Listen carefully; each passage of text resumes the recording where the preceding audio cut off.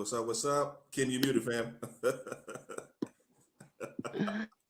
Hey. And we are live, all the way live. So, before we get into it, the reason why we're here, you saw our intro slide. We're going to be discussing AB 3121, the Yeah. bill that was signed into law to Before establish we get into it, Uh-huh. a reparations task force. So there was a lot of activity surrounding the bill. Just want to show a quick little video um, about what we accomplished. September 30, 2020. American descendants of slavery made a mark in history. California Governor Gavin Newsom signed into law AB 3121, recognizing the need to study reparations. California, the world is watching, and this recognition is the first step towards redress for ADOS everywhere. Raise a glass and salute to a solution for solvency, increased equity, and a legislated acknowledgement of ADOS interest. This proclamation is way past due. Thank you, Governor Gavin Newsom, Assemblywoman Dr. Shirley Weber, and all those involved in AB 3121 reparations advocacy. Subscribe to ADOS Cab Media YouTube channel for all ADOS impact updates.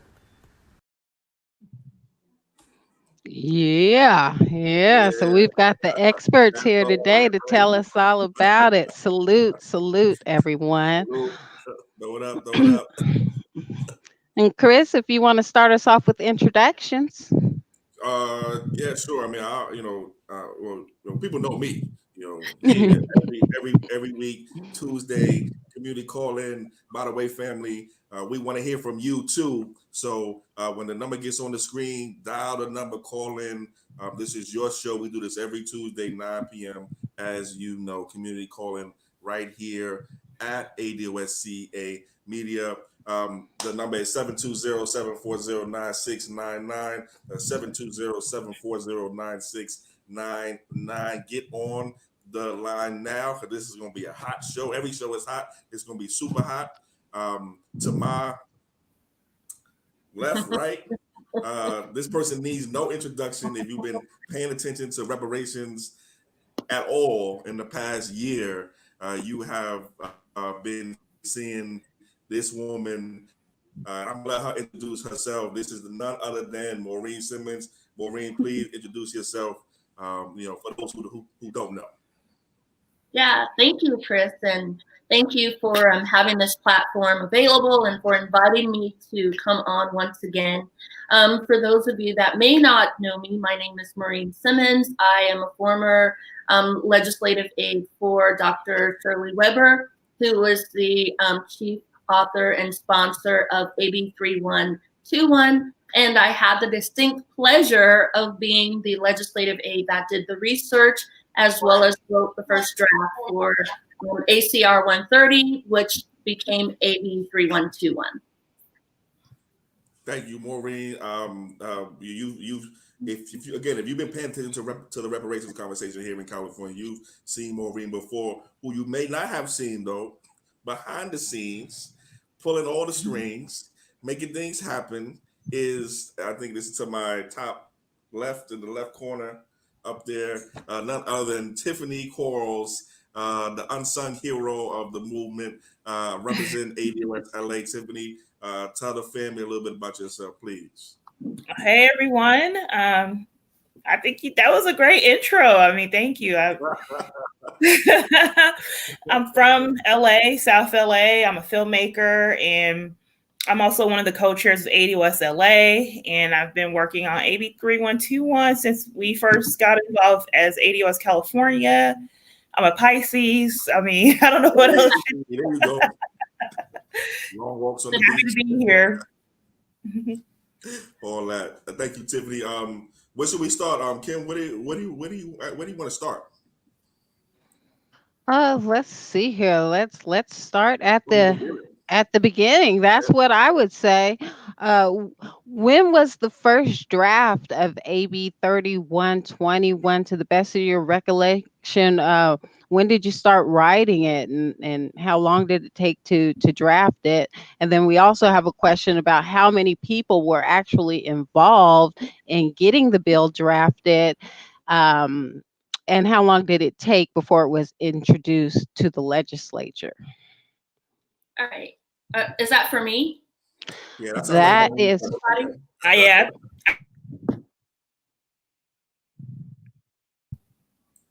I'm Take it sorry. away, Van. Yes. Oh, Yeah, okay. you're the one who can answer that one.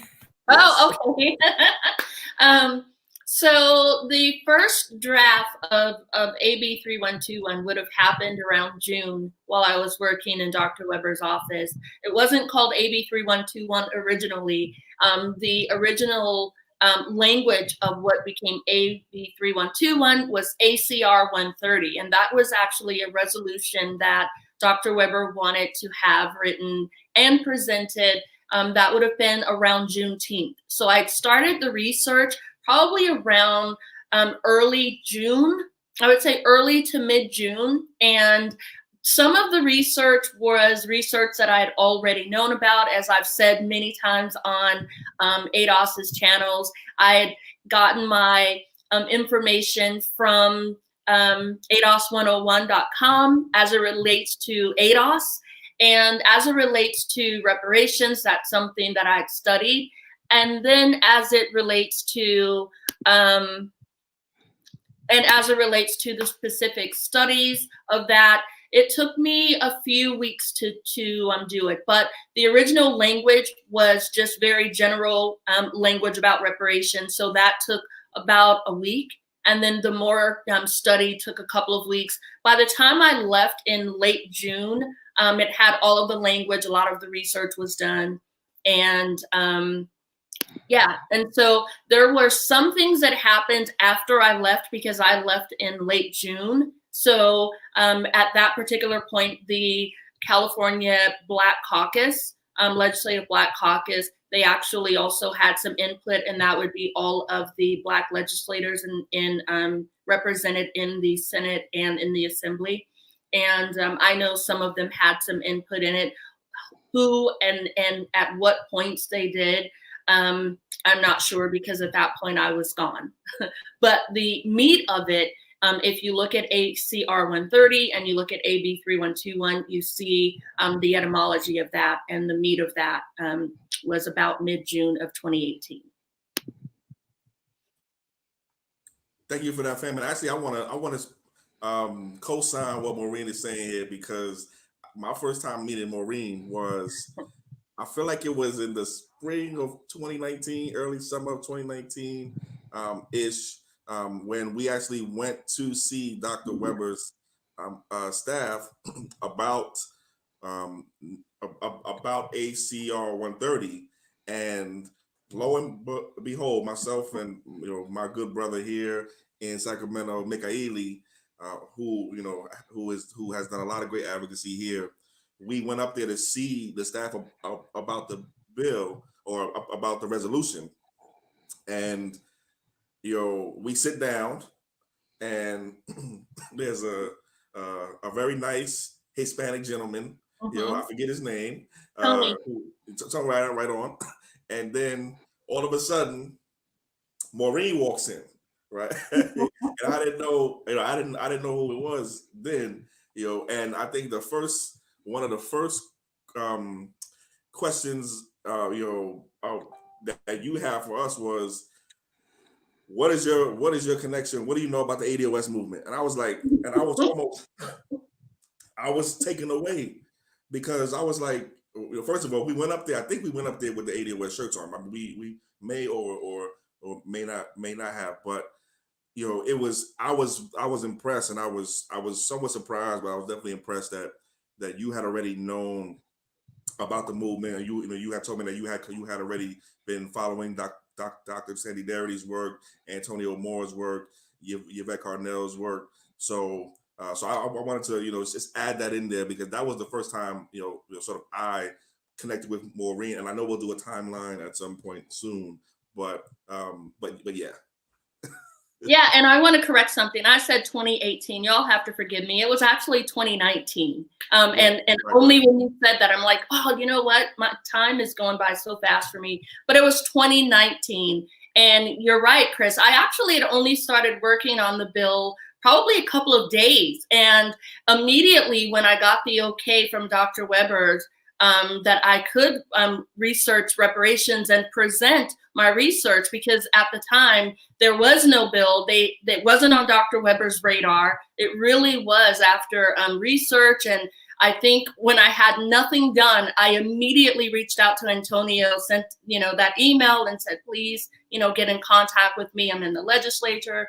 We want to talk about reparations and I want to use your work. So a lot of things happened really fast. And I was surprised when you all came to visit, because I'm like, gosh, I've only been researching for like 2 days. And and at that point, I'm sitting down and I just remember telling you, Chris, I remember saying to you, don't worry, I understand ADOS. This is researched and written with ADOS in mind. Yeah, right. And I kept trying to really assure you that, I get it, I understand. And I had that same conversation with Antonio when I spoke to him, as well as when I spoke to Dr. Darity, is that, I wanted to bring ADOS into the Capitol and into this piece of legislation. So when I presented it to Dr. Weber, it was always with ADOS in mind. And so Dr. Weber was very open to that. Love it. Okay. Yeah. So if you guys wanted to just kind of go over this timeline, put it in perspective of how quick this thing moves. Yeah, and we sort of started just now talking about the sort of birth of what would become AB 3121, which is now called the California Task Force that study and develop reparations proposals. But as Maureen said, she began drafting this sometime in early 2019, really, and it wasn't until early 2020, that the bill would eventually get introduced.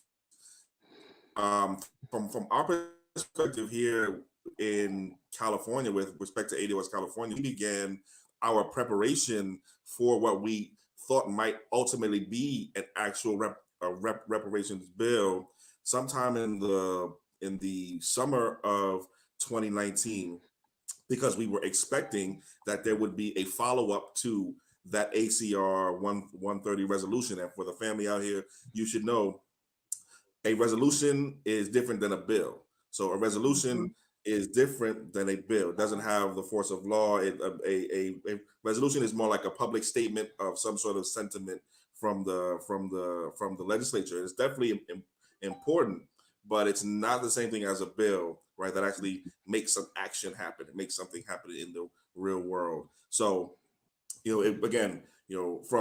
from early 2019 through when the bill was introduced in 2020, we really began to prepare. And, Tiffany, you were a big part of this too. We began to prepare for what we would ultimately come to know as AB 3121. After the bill was introduced in early 2020, and again, sponsored and authored by, it was sponsored and authored by Assemblywoman Dr. Shirley Weber, but co-sponsored and co-authored by Senator Stephen Bradford, and really sponsored by the entire California Legislative Black Caucus. The bill had to go through the legislative process, as all bills do. It started out in the Assembly, went to the Policy Committee in the Assembly. I believe it started in the Judiciary, then moved to the Appropriations Committee, then moved to the Senate floor, to the Assembly floor.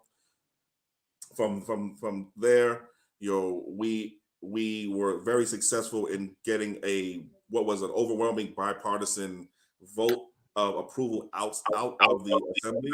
And you should know the California ADOS teams from Sacramento, LA, Bay Area, SoCal, San Diego, everywhere. And even folks who weren't a member of any sort of organized ADOS chapters were absolutely a really, really big part in making sure that the bill got through the Assembly. We were making calls, we were writing letters, we were putting into positions of support letters, we were organizing and meeting every single week, literally, as an inside team, and so that was a big part of how it got out of the assembly. Same process in the Senate, right? Same process in the Senate, and ultimately, and we'll talk a little bit more about this later. Ultimately, as it was clear that the bill was going to move out of the Senate successfully, we began working on some strategies to make sure that the bill would get signed by the governor. And I want to give Tiffany a big shout out here. Tiffany is responsible for the fact that there was a signing ceremony. So some people don't know this. There was no question or no thought of a signing ceremony until Tiffany brought the idea up, and she said, "Hey, listen, I've seen signing ceremonies for other bills. There should be one for this bill." And it was Tiffany who pitched the idea of a signing ceremony, and also it was Tiffany who got. And I'll let Tiffany talk about this now. I don't want to steal all your thunder here, Tiffany, but it was also Tiffany who was very much responsible for making sure that we had the kind of outside pressure on the governor to make sure that the bill got signed vis-a-vis folks like Maxine Waters, notably Ice Cube. Tiffany, am I getting this right, or am I way off? You're right. That's what happened. I saw Governor Newsom signing other bills on TV, and I just planted the idea like, hey, I want to do this for us because this is such a historic bill and it didn't make sense not to. So I literally prayed about it. I'm like, Lord, please. And when we were told by Victoria Harris, who's out of Dr. Weber's office, that Governor Newsom is sort of stalling on the bill and we had this hard deadline to sign it, the whole process will start over, I sprung into action immediately. I went through all my contacts. I'm a filmmaker.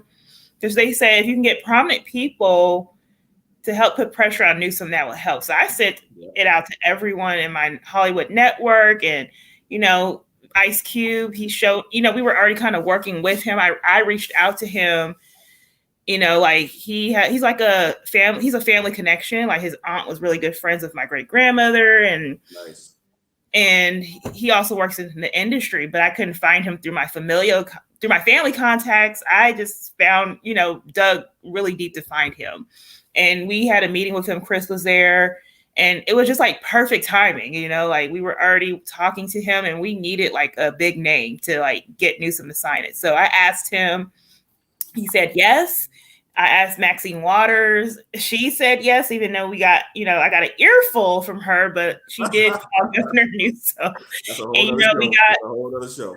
A whole nother show. But, I dug deep. I reached out to people who I never reached out to before. I got a couple of other, I got another celebrity, but they didn't want to do it because they're not cool with ADOS. But I was just working really hard to get, names to sign it. And I said it worked out perfectly. Hey, Tiffany, I got a question for you. So can you tell the family when you reached out to Ice Cube? Because I just want to let the family know how crucial it was at what point in the game of AB3121. Perfect timing. When I first reached out to him, I had no idea he would work on AB3121. I think it was a few weeks before. I've been looking for him, like I said, for a while. I looked through my family network. No one had his aunt's number because my grandfather had passed away. He lived in Houston. So I called my family in Houston. They couldn't open up his iPhone because he took his password to the other side. So that connection was gone. And I tried my friends in Hollywood, and the only thing I got was his manager's emails. I reached out to the manager, and we had a meeting, ADOS LA, and we brought Chris and a couple of other ADOS organizers on, and we had a really fruitful call with him. I thought it just, it was great. Nice speaking with him. He got it, and what he didn't get, he was willing to learn from us. So I think that was maybe 2 weeks before we needed him for AB3121. So I saw it as divine providence because, like I said, I've been trying to find him for a minute, but I found him when we needed him the most. So it was just perfect timing, because I remember when we reached out to him for a request, and he said, well, I can't, he's busy till Monday. But when Victoria told me, I'm like, we know you're busy, but can you really help with this? And he said, I'll do it. So it was just perfect timing. Perfect. All right. Hey, fam, we got a call. So should we take the call? Let's take the call. All right. Let's see. All right. 925. Do you want to say your name, where you're calling from? Yes. How you doing? Umoya, Tim, Chris, Citizen Edge. How you doing? Hey, what's up, man? Oh, what's up, bro? Hey, Dad in the house. Hey, man. Hey, I just want to thank everybody, man. I'm a big fan. I'm new to the platform. I'm very proud. It's amazing. It's historical. Even the little movement that we've treaded already, that everybody on this panel has treaded. It's amazing. You know, this is a realization in our lifetime. So I want to thank everybody first and foremost for that. Thank you, man. My question is, the little bit I know of, I first heard about this endeavor, that there was supposed to be a 9-person panel that's supposed to congregate, I believe, in June of next year. Has there been any rumors of who may be proposed or suggested to be a part of this 9-person panel? Whatever that you know will be very insightful. Yeah, we're actually going to be getting to that, but that's a great question. Thanks. Yeah, you hit the nail right on the head with that question, fan. That is exactly what we are going to be talking about throughout the rest of the broadcast. And you know, and you're absolutely right. It is a if I'm not mistaken, it is a 9-member panel task force, and there are certain rules that the state said, you know, certain types of people have to be on there, right? Like there's a seat that has to be there for somebody from the academic space, right? And et cetera, et cetera. Governor Newsom himself has 5 picks. The Speaker of the Assembly has 2 picks, and the President of the Senate has 2 picks also. As you can see on the screen, that's the exact language right there from the legislation. And if you want to see it and read it for yourself, just Google AB3121, and you will have a chance to look right at it. And hopefully, if it's possible, maybe one of the mods can find a link to it and drop it in the chat as well, so that you can find it easier. But who will be on the task force? What kind of people will be on the task force is exactly what we want to talk about next. But we also want to hear from people like you, fam. Like, who do you want to see on the task force, right? Who are some of the what are some of the qualities that you might want to see in somebody on this particular task force? All right. Well, I'm new to California, so I don't know too much about the grassroots candidates who will be, you know, the firm candidates for this. But the qualities, it's a great question, because for so much time, through so many different subjects and initiatives, we as ADOS, and I finally got the correct pronunciation of that, but we have shortened ourselves of trying to be inclusive of those who shouldn't be a part of this, for lack of a better idea.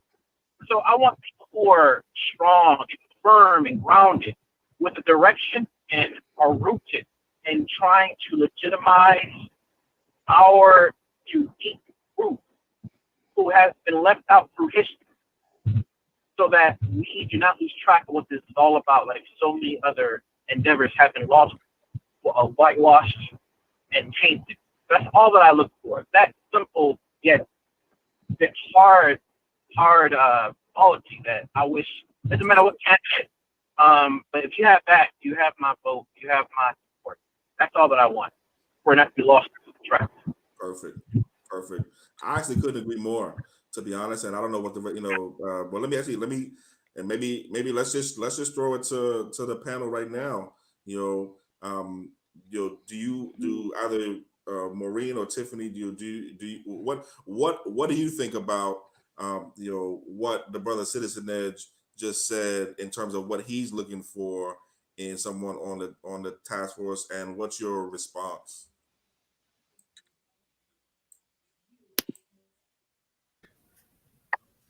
I think those are good qualities. I mean, this has never been done before, so we're like literally laying the groundwork and setting the tone for reparations, federal reparations, as well as other states. So we need to get it right. We are the vanguard in this, and I like what you said about being strong. I mean, we know, people, they want 9 people, and we can send our names, but they're going to pick, they may pick people who don't agree with us. So we need someone who can get in there and fight and not be intimidated. So, and who knows what they're doing. So, I agree with you. And, I like to see a mix, like they lean heavy towards academics, but I also would like to see regular people. And I would like to see, if we, academics, not just from the social sciences, I would like to see, medical, and I would like to see, just different types of people. I mean, I wish there is 9. So you really have to be careful about the 9, you just have to, yeah. For real.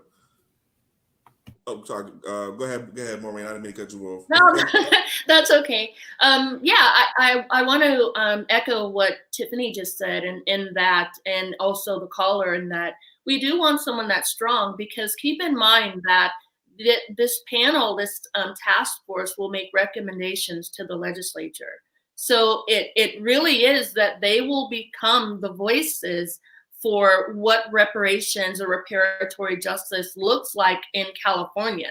And so we want to, it is our hope, and it's our sincere desire that 9-member task force understands the legacy, the history, understands the nuances that are important, and that they get it right.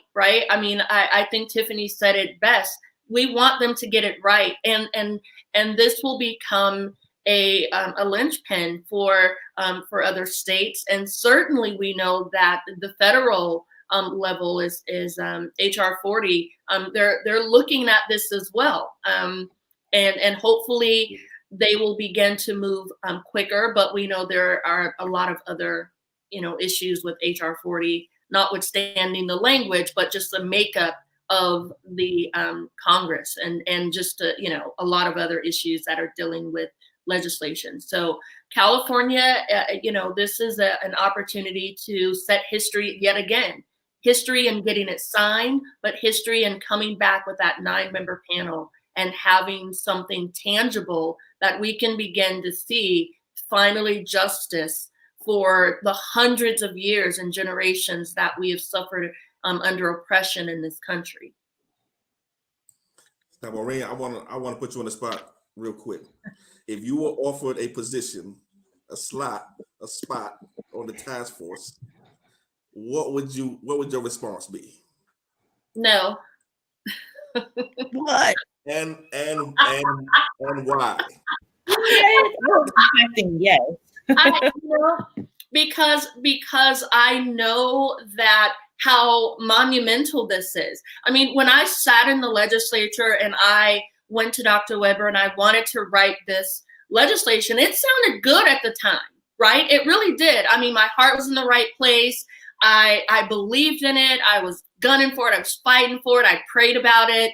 And I didn't know it would come in Dr. Weber's office. Like, my whole journey going back to college at that particular point in my life, I really believed that, there's a higher calling on my life. And so I was like, okay, God, use me as an instrument. And there were some things that I recognized that God would use me in. And so I was bold enough to ask for reparations, because I went into the legislature with something in my heart that recognized that I am here for a purpose. I'm sent on purpose, with a purpose, for a purpose. I'm only here for 8 weeks.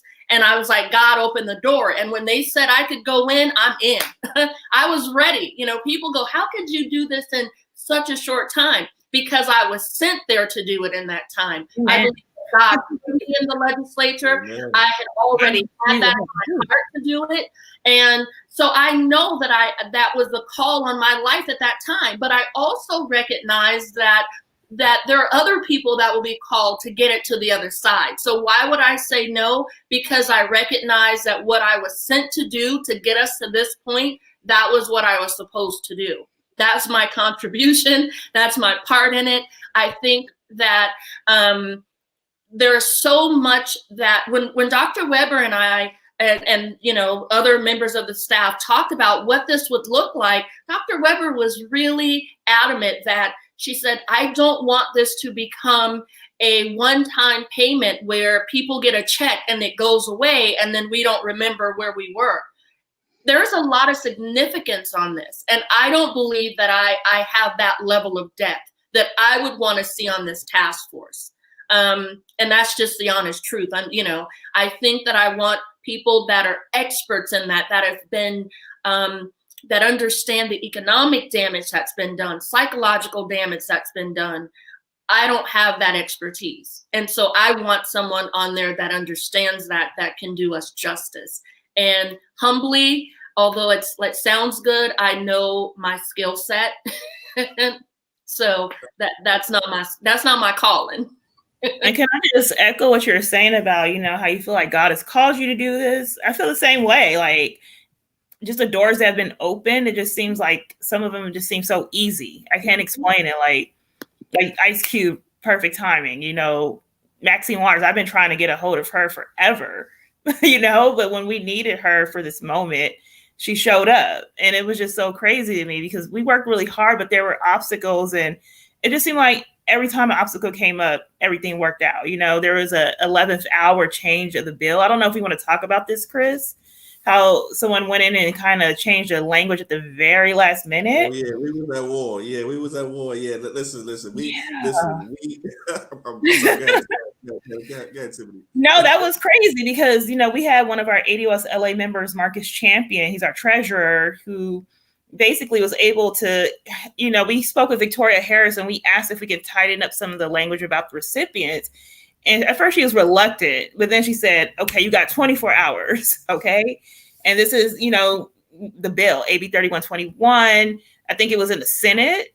I'm not sure if it's in the Assembly or the Senate. I think it was in this. It's in the Senate. I think it was in the Senate. That was sort of like the final leg. And, you know, Chris and Marcus just like sprung into action and they went and marked up the bill and added, you know, more specific language about who the recipients are. And it was accepted by the Senate. It was accepted by their committee. And it was going through the judiciary, it was going through all the committees. And right before it was going to the floor, I got a notification that there were some changes made to the bill. And it was like 11 o'clock at night. I called Chris. I was like, get up. I don't care. Something happened, you know? And I looked and it was just like someone went in and changed our language. And I was just like, literally just, I don't want to say near tears, but yeah, I was close to tears. It was just like jarring because we had gotten so far with it. And so immediately, first thing in the morning, I called Dr. Weber's office, found out what happened. And okay, so someone said, can you tell me about what was a change in the language? You know, we had it where it was Black Americans who descend from persons enslaved in and by the U.S.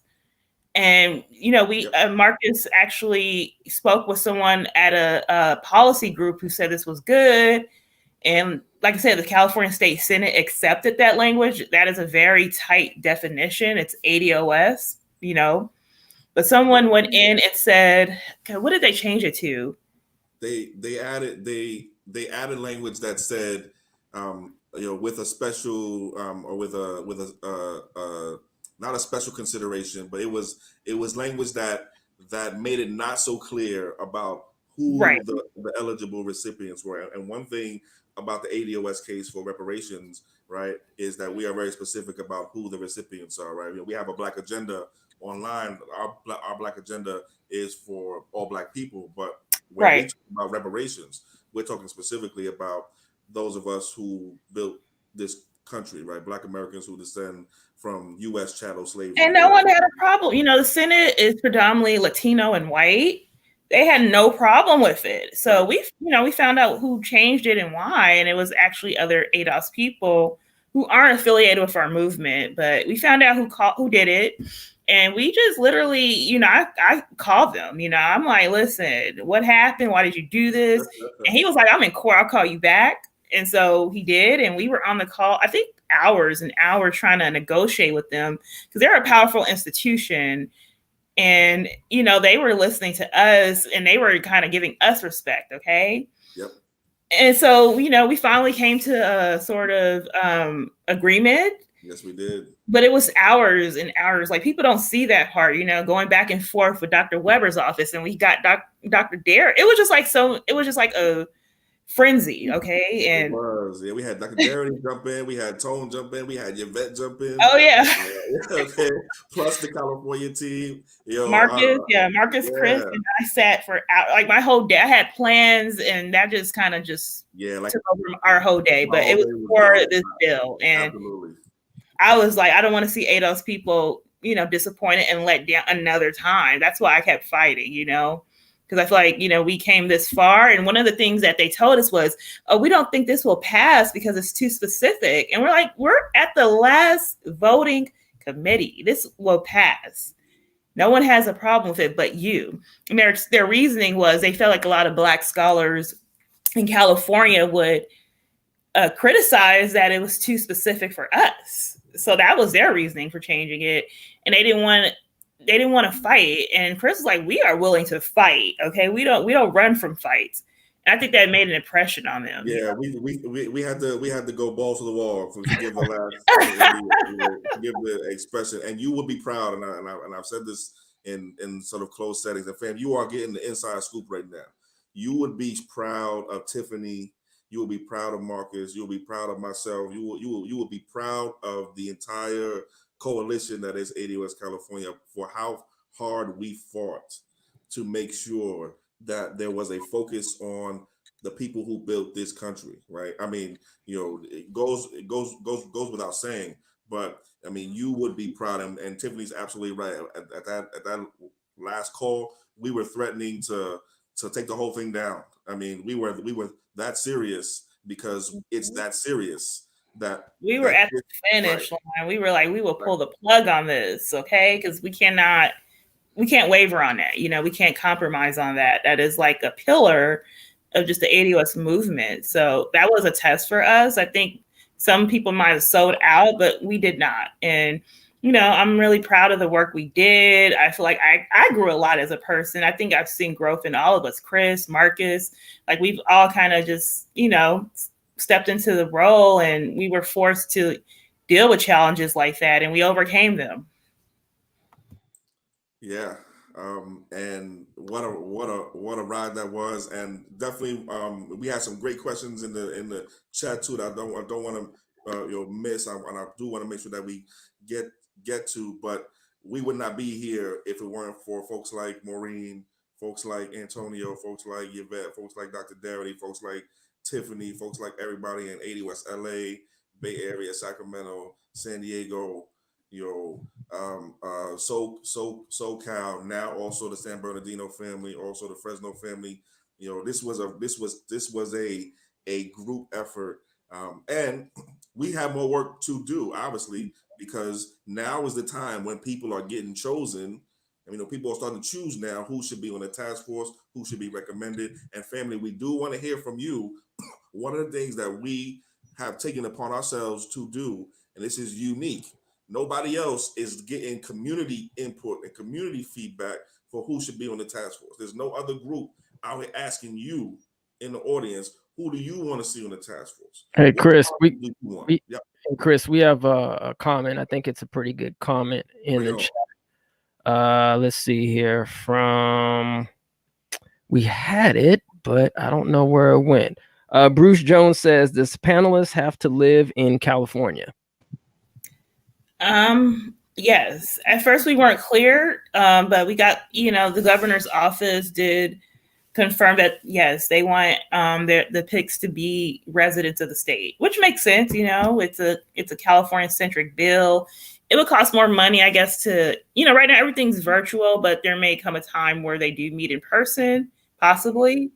And I guess they don't want to pay the money to fly folk in and house them. And we have a wealth of scholars here. Okay. So I guess they figure we don't need to. Oh yeah. Yeah. And there's some language actually in the legislation around the, if you go back to that membership section, there is language that hints to the fact that there should be a focus on, you know, scholarship coming from California. But as Tiffany said, we did get confirmation directly from the governor's office that the task force members must come from California, and that's a good point to talk a little bit about actually the after signage work that this group has been doing. The show and the game didn't stop when the bill got signed, and I've been telling folks this, and again in private settings for a while now. We were fighting to get to the starting line, right? Not the finish line. We were fighting all this time from 2019 until the middle of 2020. We were fighting just to get to the starting line, right? Now the real fun begins, right? Now we have to make sure that the right people get on the task force. And then that's again why we're here doing shows like this. This is our second show on AB3121, the task force, because we want to hear from our community about who should be on the task force. And then also we want to make sure that folks know that we are working hard to make sure that the right people get on the task force. And you're looking at right now a screenshot of the actual language from AB 3121 that says who. Yeah, Chris, maybe I think it's D. Is that correct? Mm-hmm. Under line item 2.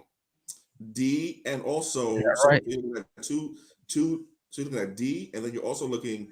There's one other place too, where they hint at the fact that the membership should come from California. But like I said, we got confirmation from the governor's office, and I want to give a shout out to Tiffany, who has been leading the task force membership team from the ADOS California group. She's been leading that team, making sure that we have been in contact with, and I don't want to go into too much detail here about the specifics of any particular conversations, but making sure that we have been in contact. Not yet. Right, That's the next show. with every single appointing authority, we have made some sort of contact with, and I'll just leave it there. Okay, Chris, should we go over some of these points for the people, or should we just screenshot and just move on to the next topic?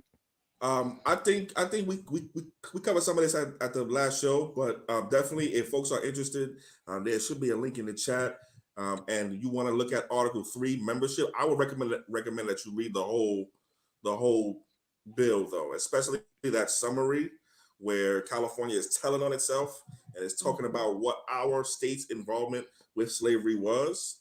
I would definitely focus on that, but definitely pay attention to the Article 3 membership section where you can find out what the exact task force qualifications should be. And there's a link in the chat right now, and shout out to the moderators. There is a link in the chat right now for anyone who wants to see them specifically.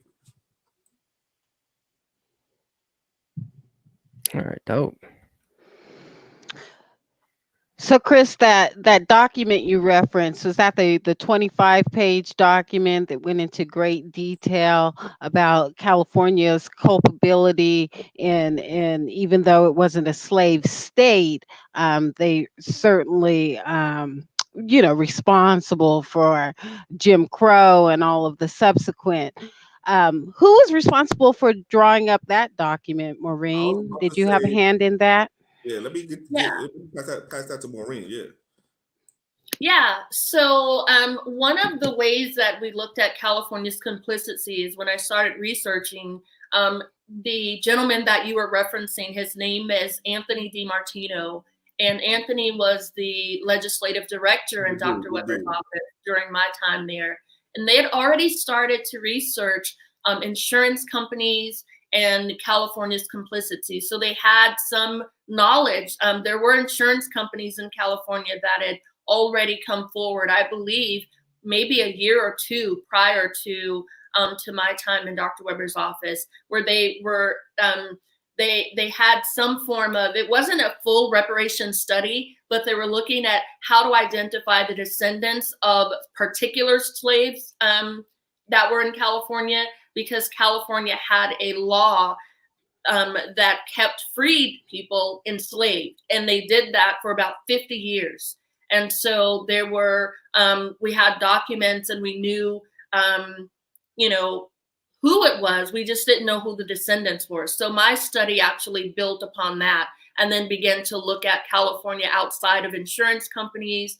And that was built on a lot of research that I was able to find. I mean, shout out to UC Berkeley's vast libraries, because I used a lot of the research information that I was able to get as a student at UC Berkeley. UC Berkeley is like one of the best research institutions, I would like to say, in the country, but you know, it's known for being a research institution. So I had a wealth of research at my fingertips that I was able to draw upon. And that's what I did. I sat for 8 hours while I was at work, and then sometimes even several hours when I would go home, and just researched and found documents, found information about California, particular people, families that were impacted. I did a lot of economic studies about, you know, there were people that came to, families that came to California that amassed wealth, and then they were enslaved and their wealth taken. So I was able to kind of look at what their wealth was at that particular point, do some calculations to find out what that would be in 2019, and then start trying to look at, you know, what would, even to make those families whole, what that would look like. And of course, I'm not an economist, but there are some specific things that we did. So there was like research on a lot of different levels that just kind of said, yeah, California guilty as charged. But many other states also that I, as I was doing research, I found other states, because, you know, people were migrating and they were moving around. So it made me also look outside of California, look at other states, and, you know, kind of try to mirror what was out there. So it was, I did have some hand in that. But as I said, some of that research was there when I got there. No, Okay, Maureen, because when I see information, you know, coming from the opposition on social media, that's one of the main things that comes up. California wasn't even a slave state. What do we need a reparations bill for? Which, Yamori, I know you've got something to say, but if I could just bring up this slide, arguments and opposition unless amended. This looks like it was opposition in the early drafting of the bill, or the very early stages. The National Juneteenth Observance Foundation opposes this bill unless amended to give more adequate direction to formulate remedy by a task force, and include some self-examination of the historical role of California, the fifth largest economy on earth, played in the cause of remedy for state-sponsored systemic institutional racism. So did you see that opposition early on and try to address it? Is that for me? Maureen, yes. Oh, okay. Yeah. Tiffany. So I want to address one thing first, California's complicity. I started to touch on that in the research that we found, because that was really important for us in order for us to even be able to have this sort of bill. I remember the conversation I had with Dr. Darity, who was, you know, a little reticent in the beginning, because he thought, you know, California shouldn't be doing this. This, you know, doesn't really make any sense. And so a lot of the questions and some of the earlier pushback and hurdles that I had as the researcher came actually from, you know, from Dr. Darity pushing me and saying, you know, what's California, you know, how, does this even make sense? I don't really support this. To be really transparent, he says, I don't know, I don't really support this. I'm not in favor of this. And so I was really doing a lot of work to convince why California, because I had the research, I had the data in front of me, and I said, wait a minute, California, as well as we can look at on the national scale, but California actually was a free state in 1850, and you had legislators and you had people of prominence and influence in California enslaving free people and kidnapping them, changing the laws so that people would stay enslaved, taking their wealth away, taking their family away. And when you had freed Black Americans who came to California free, they would try to escape California, and then they would be brought back to California to be further enslaved. And so California has a very rich history in slavery. Although it was a free state, they participated in slavery. They, definitely were complicit. They held, freed Black Americans captive against their will. And even I found state documents and court records of some Black Americans fighting for their freedom. They were already free, they were enslaved, and they would have to go to court and try to fight for their freedom again, and they were blocked and further enslaved. And so, it was a very painful, reality to understand that California was, it has its history in slavery. And so, for anyone that questions that, the legislature has that information's available in the public. You can actually research that on your own and find some of that. But we found specific cases and instances, and we knew specific names and families who were involved. So we were able to really not just look at it and say, we think so, but we, when I left that office, I left Dr. Weber with names and families, and even how much wealth was robbed, what was taken. The research was out there. And I think God helped me to uncover that, because even Dr. Weber was like amazed that I found names, and that I found people, and that I found like documents to support that. It was like, wow, how are you finding this? And so it's out there. And can I just speak on the National Juneteenth opposition? Yes, just real quick, just for family. We did lose Chris. I just want to let you guys know, obviously. But anyway, I'm sorry. Go ahead, Tiff. Oh, okay. So when a bill is in the legislature, whether it's the Assembly or the Senate, you can put a letter of support in their website. You can call in and testify, but you also can, say you're opposed to it. And for this bill, I mean, there was no documented opposition except for this one person, okay? And this organization I've never heard of. I've been in California my whole life, and I've never heard of them. I think they're based in Sacramento, actually. And I think he lodged this opposition towards the end of the bill. And, he's African-American, he's ADOS, not affiliated with us, but he literally did that, I think, just to be on record, just being contrarian. I mean, the way I looked at it because he was looking for amendments to the bill. So I looked at it in the same way that we're opposed to HR 40 as it currently stands without amendments. And I have another quick question for you, Maureen. I know that you were also very instrumental in Prop 16. Did a lot of work on that. I was very saddened to see that it didn't prevail. Is there any way with this reparations for California that we could wrap ADOS affirmative action into the, recommendations, or wrap that into the bill somehow? Yeah, see, that's why I think it's really important who sits on that task force, because the task force has a wide latitude in what they can come back and recommend to the legislature. So certainly when they take a look at systemic racism, when they take a look at all of the ways in which ADOS has suffered from the point of slavery and being enslaved in California. There was no chattel slavery per se in California. A lot of it was, really being forced into servitude, but there is slavery nonetheless.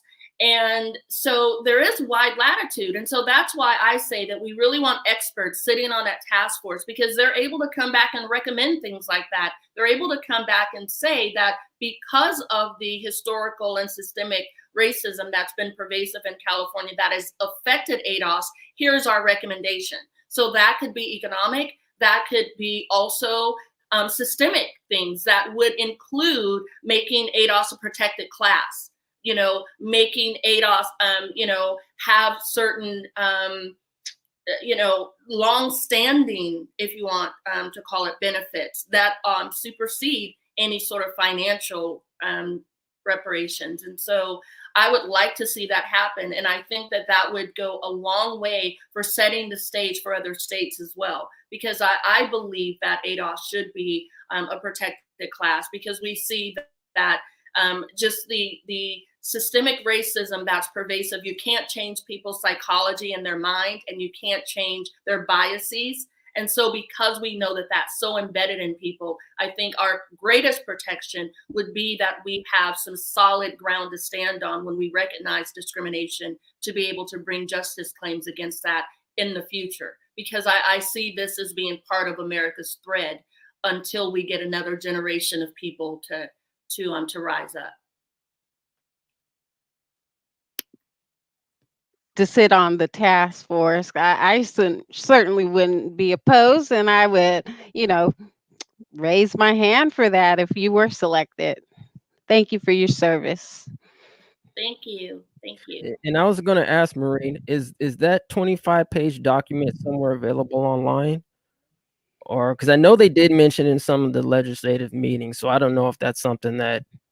So all of the documents that are available online, when you go to the original link that you have in there, typically every document that is available, if you click on the, there will be a link that says something like history, or it will give you like an overview. And typically everything, because it's all public. And so everything that they have released that they feel is complete information, and information that that they want to release, it will be on the website. However, you're always able to call Dr. Weber's office and ask, for any of those documents, because they serve the public. And so anything that is complete document, anything that would be made public anyway, I'm pretty sure if it's not on the website already, I'm pretty sure that they wouldn't have a problem sharing it, so long as it's information, as I say. And I say complete because it would have to be something that they recognize when it's disseminated in the public. Now it's up for a lot of, public examination. And I know that they would want to be very diligent about what's out there. So that's my answer. I don't have a copy of it, but I'm pretty sure that getting a copy of it is relatively easy. Just getting. I have seen it online. So after the show, I'll pop it in the comments. So just come back and visit us at 80CA Media, and that link should be in there for anybody who would like to take a look at it. All right. Also, you can shoot us an email at adoscamediagroup@gmail.com. adoscamediagroup@gmail.com. All right, Chris, you gonna say something, bro, before we wrap it up? No, I was gonna just answer real quick. It's if you're looking for it, we're gonna have that link for you to that 25-page analysis. It's the Senate Judiciary's analysis of the bill. So it's the Senate Judiciary Committee's analysis of the bill that we're talking about. That's that 25-page document that is really, I think, important. And when we were in the hearings, the legislators were saying this should be in textbooks here in California. Every single textbook should have this 25-page document inside of it, because it really does do a very good job of going through California's complicity history, with respect to slavery and Jim Crow too. So just that's my final word. I know we're almost out of time. Yeah. All right. Well, before we go, we definitely would like to hear some last words from both Tiffany and Maureen. And we got to do this again, fam. We're going to do this again, right? Oh, yeah. All right. Well, thank you for having me on. It's been a pleasure. I just want to say that this is a historical bill. It's never been done in American history. When I first got involved with the ADOS movement, people said, it can't be done. It can't be done. I never believed that, because, I believe with God, anything is possible. Okay. And that faith and that belief is what drove me. And now we're seeing the fruit.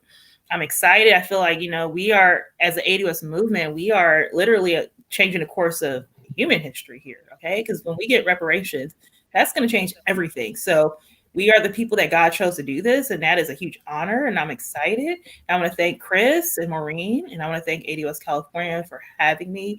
And if anyone has any questions about the process or the task force, please let us know. I mean, if we are getting close to making our final selections of who we want to, of who we want on the task force. But if you know of someone in California who you feel is qualified, please let us know, because we have the ear of the governor's office and other elected officials who will be making these picks. So please, get those names to us.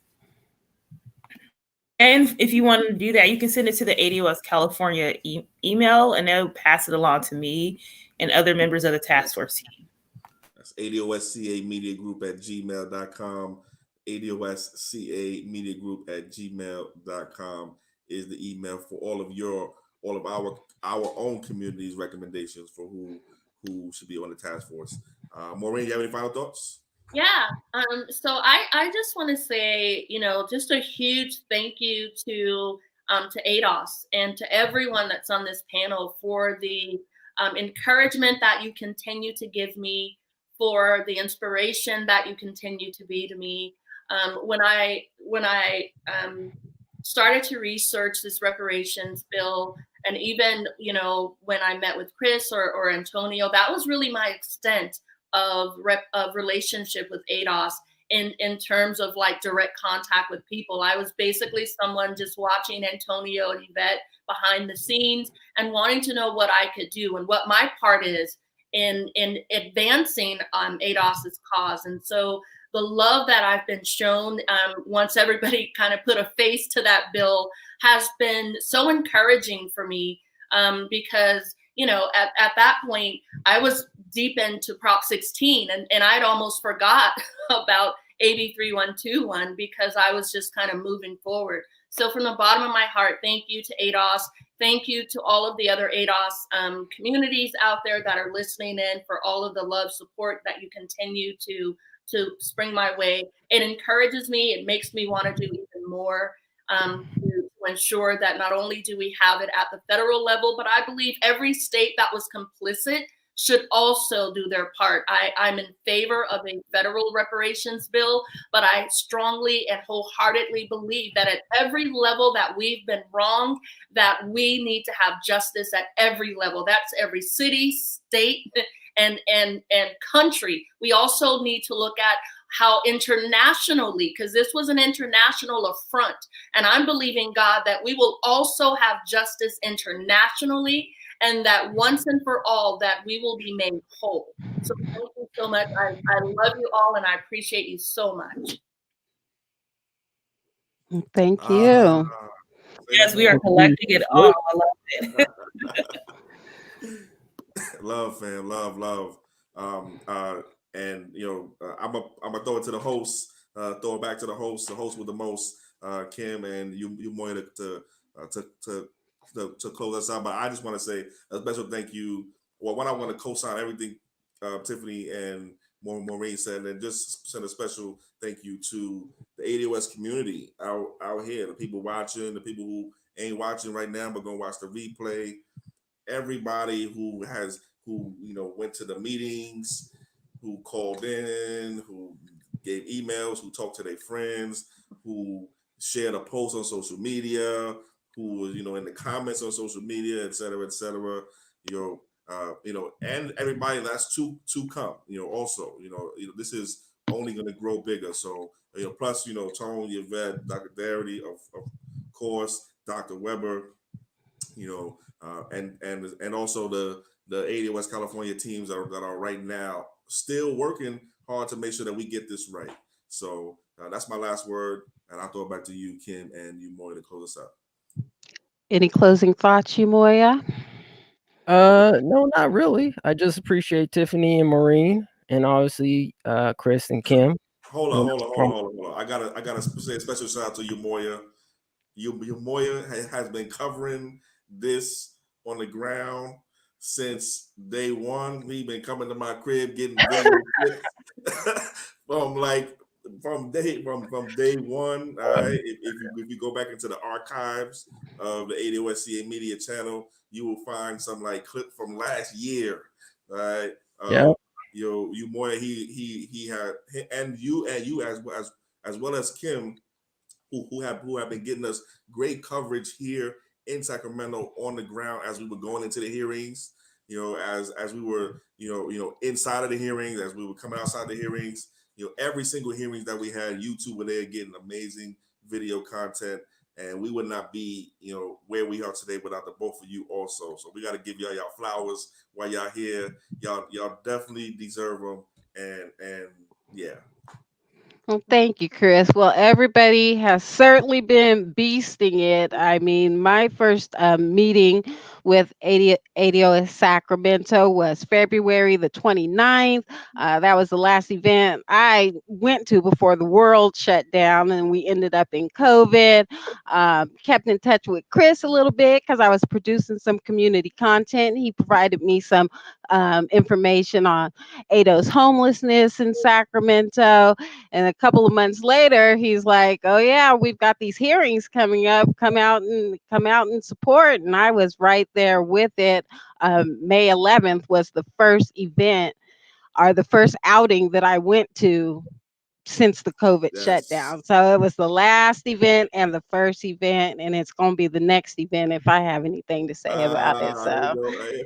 All right. So just to show you a little bit about our journey, we'll take you out with this video just to kind of show, like I said, the trajectory and the journey. It's been a wild ride. And thanks for joining us, everybody. Salute. Peace. 3 goals: acknowledgement, redress, closure. And every idea, you have to present it to someone who is elected in order to get that idea to Ledge Council, which then produces a bill. Not just a national service. This is a sacred duty. This is a service to your people.